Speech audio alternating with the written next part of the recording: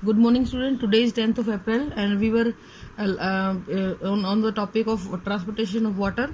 ठीक है, उसी की हम बात करेंगे. Day is Friday. सो हमने कल एक बात की थी, कोहेजन टेंशन थ्योरी की हमने स्टार्ट की थी. कोहेजन टेंशन थ्योरी का क्या मतलब था कि कैसे वाटर मॉलिक्यूल जो होते हैं एक दूसरे के साथ जुड़े हुए होते हैं, प्लस वो जाइलम वेसल्स की वॉल के साथ भी जुड़ जाते हैं ताकि एक कॉन्टिन्यूस वाटर कॉलम डेवलप हो पाए. किस तरीके से वो डेवलप होता है वो पूरा प्रोसीजर हम बताएंगे. सबसे पहले पानी जो होता है वो एक तो प्योर फॉर्म में नहीं होता, उसमें कुछ ना कुछ मिनरल घुले हुए होते हैं जब वो प्लांट के अंदर एंटर करता है. इसीलिए हम एक टर्म यहाँ पे यूज करते हैं सैप. सैप का मतलब क्या होगा? Water dissolved many minerals in it. The water and the mineral absorb by root hair. ये हम कल आपको बता चुके डायग्राम से कि कैसे रूट हेयर्स के थ्रू पानी को अंदर लिया जाएगा and move through the root cortex to the xylem. Diagram में दोबारा दिखा देती हूँ आप लोगों को. कल मैंने आपको बताया भी था, ये वाला डायग्राम है कि रूट हेयर से वाटर जो है अंदर जाके, ये कॉर्टेक्स वाला रीजन है, यहाँ से जाके जाइलम तक पहुंच जाएगा. ठीक है. Tracheid and vessel are thick walled. Tracheid और वेसल जो होती है बेटा वो थिक वॉल्ड होती हैं और नॉन लिविंग होती हैं और एक दूसरे के साथ कनेक्टेड होती हैं एंड टू एंड. जैसे आपके घरों में पाइप के कनेक्शन होते हैं. अगर 3 मंजिल का मकान है तो आपने देखा होगा कि एक 3 मंजिल जितना लंबा पाइप नहीं आएगा, वो टूट जाएगा. तो हमें कुछ 6 फुट 5 फुट 4 फुट के पाइप होते हैं, उनको हम जोड़ जोड़ के ऊपर तक पहुंचाते हैं. बिल्कुल ऐसे ही ट्रैकिड और वेसल्स होती हैं जो आपस में एंड टू एंड कनेक्टेड होती हैं और एक कॉन्टिन्यूस ट्यूब को फॉर्म करती हैं. इनकी जो ल्यूमन होती है, इनकी जो खाली जगह होती है वो फिल्ड होती है किससे? सैप से. सैप वर्ड मैं आपको बता चुकी हूँ पहले क्या चीज है.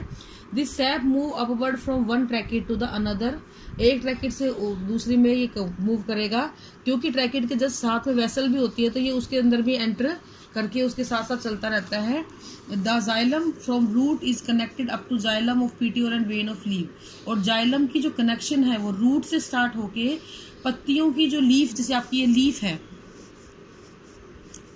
इसकी यहाँ तक, यहाँ इसके अंदर जो जाइलम है और इनके अंदर जो जाइलम है यहाँ तक फैला हुआ होता है. तो एक कॉन्टिन्यूस कॉलम इसमें बना हुआ होता है जाइलम, रूट से लेके लीफ की पिटियोल तक और उसकी वेन्स तक. ये वेन है बेटा, ये जो लाइन में छोटी छोटी बनाई ना, दीज आर द वेन्स.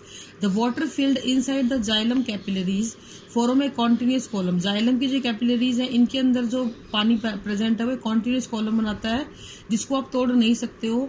और ये pulled away from the xylem wall. Xylem wall से द्वारा खींचा हुआ होता है. So the water column is just like a steel rope. ये एक बिल्कुल स्टील की रस्सी जैसा बन जाता है जो कि पौधे की पत्तियों तक फैला होता है. कहाँ से? जड़ों से स्टार्ट होके. If the rope is pulled from the top, अगर इस रस्सी को ऊपर से खींचा जाएगा, the entire rope of sap move upward. तो पूरी की पूरी रस्सी नीचे से भी खींचेगी. This pull is generated by the transpiration. लेकिन इस पुल को, इस खिंचाव को पैदा कौन करेगा बेटा? ट्रांसपिरेशन करेगा. ट्रांसपिरेशन क्या होता है? पौधे की जो पत्तियां होती हैं वो पानी को लॉस करती हैं, वाटर को लॉस करती रहती हैं. उस लॉस ऑफ वाटर की वजह से एक टेंशन क्रिएट होता है, पुल क्रिएट होता है पत्तियों के अंदर और उनकी वजह से ही वो पूरी स्टील रॉक को ऊपर खींचते हैं क्योंकि पानी की वहाँ कमी होगी. पानी की कमी होगी तो पानी को ऊपर खींचा जाएगा और जब ऊपर खींचा जाएगा तो एक तरीके से एक पुल जनरेट होगा और इस पुल की वजह से नीचे से पानी ऊपर की तरफ आएगा. This is known as transpiration. तो loss of water in the form of water vapour through transpiration is replenished by movement of fresh water supply from through the leaf. This create a suction. एक खिंचाव पैदा करता है which pull the water column upward, जो water column को ऊपर की तरफ खींच लेगा. नाउ नेक्स्ट ट्रांसपिरेशन क्या होता है? The loss of water in the form of vapour from the living tissue of aerial part of plant is called as transpiration. या सिंपल भाषा में इसको हम बोलें, पौधे की पत्तियों के द्वारा पानी का जो लॉस किया जाता है ट्रांसपिरेशन कहलाता है. इसी की वजह से ये खिंचाव पैदा होता है और इस खिंचाव की वजह से पानी को ऊपर खींच लिया जाता है. It occur by process of diffusion through stomata.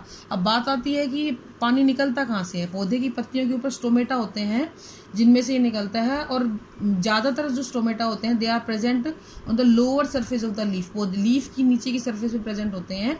और इसके लिए ऑप्टिमम कंडीशन कौन सी है? सबसे अच्छी कंडीशन कौन सी है?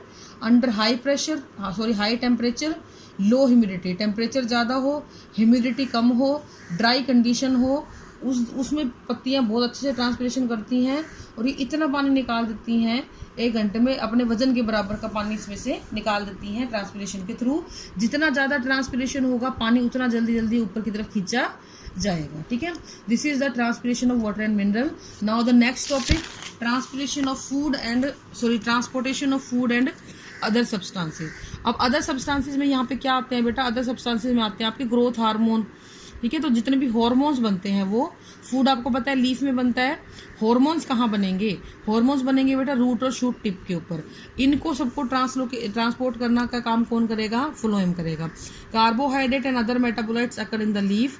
The hormone required for the growth and development are mainly synthesised at the shoot and the root tip. ठीक है। Carbohydrate produce in leave supply to non green plant और द प्लांट बाय ट्रांसपोर्टेशन। अब जिन हिस्सों में इस खाने की जरूरत है उन हिस्सों तक पहुंचाया जाएगा खाने को ट्रांसपोर्टेशन के जरिए। अब ये दोनों substance, both these above said substance transported through the phloem. ये किस लिए होता है? फ्लोएम किसको लेके जाता है? बेसिकली फ्लोएम लेके जाता है बेटा फूड को। फ्लोएम जो होता है it is run parallel to the xylem stand. ये जाइलम स्टैंड के पैरेलल रन करता है। It consist of sieve tube and companion cell. Xylem में थी ट्रैकिड और वेसल, यहाँ पे क्या है बेटा? सीव ट्यूब और कंपेनियन सेल होती हैं। The carbohydrate are translocated through living sieve tube. Sieve tube के अंदर इस कार्बोहाइड्रेट की ट्रांसपोर्टेशन होती है। Phloem element remain in close contact with mesophyll cell. अब ये फ्लोएम एलिमेंट जो होते हैं, ये सीव ट्यूब और कंपेनियन सेल जो होती हैं वो लीफ की मीजोफिल सेल के साथ कॉन्टैक्ट में रहती हैं। मीजोफिल सेल वो जगह है जहाँ पे क्लोरोप्लास्ट मिलता है और खाना बनता है। Soluble carbohydrate enter the phloem element. Carbohydrate phloem element में एंटर करेगा। फ्लोएम एलिमेंट क्या? सीव ट्यूब और companion cell. Once food enter the move upward downward and the lateral direction. जैसे ही खाना बना देखो वो ऊपर भी जाएगा, नीचे भी जाएगा, लेटरल डायरेक्शन में जाएगा। कहने का मतलब ऐसे क्यों है? बिकॉज पानी तो जमीन के अंदर से आ रहा था, वो हमेशा ऊपर की तरफ ही चलेगा क्योंकि खाना पत्तियों में बन रहा है और पत्तियों में ऐसी बहुत सी जगह, पत्तियों के अलावा सारी जगहों पे को खाने की जरूरत है। तो सभी जगह खाने को जाना पड़ेगा। तो वो अपवर्ड भी मूव करेगा, वो डाउनवर्ड भी मूव करेगा और वो लेटरल डायरेक्शन में मूव करेगा। So the nutrient are transported in sieve tube in a dilute aqueous solution such as transport of food from leaf to other part of the plant is termed as translocation। तो अगर हम खाने को diluted form में phloem के जरिए transport करवाते हैं तो इसी प्रोसेस को हम क्या बोल देते हैं बेटा? ट्रांसलोकेशन बोल देते हैं। यहाँ पे आपका ये टॉपिक खत्म हो रहा है। इसके बाद कल हम स्टार्ट करेंगे last topic of the chapter, excretion. Thank you and have a nice day.